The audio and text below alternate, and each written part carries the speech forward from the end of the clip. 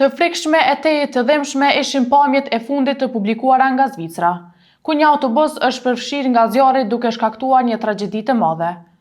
Nga ky incident i rënd, siç është raportuar, kanë humbur jetën të paktën 6 persona, derisa 5 pasagerë dhe një shpëtimtar kanë mbetur të plagosur, ku 3 prej tyre thuhet se ndodhen në gjendje të rëndë shëndetësore. Ngjarja në fjalë bëhet edhe më e rëndë për faktin se dyshohet të jetë shkaktuar pasi një person i vuri flakën vetes, duke hedhur benzinë në trupin e tij, dhe kështu ka shkaktuar zjarrin që përfshiu të gjithë automjetin. Flaka nga automjeti i djegur thuhet se ka arritur disa metra lartësi, ndërsa tymi i tij ishte i dukshëm nga kilometra larg. Pamjet e publikuara nga mediat zvicerane janë tronditse, ku madje në një nga videot e publikuara dëgjohet një burr teksa flet në gjuhën shqipe. I pyetër se çfarë kishte ndodhur, ai i tronditur përgjigjet duke thënë: "Nuk e di bre, po thonjë se një person e ka djegur veten."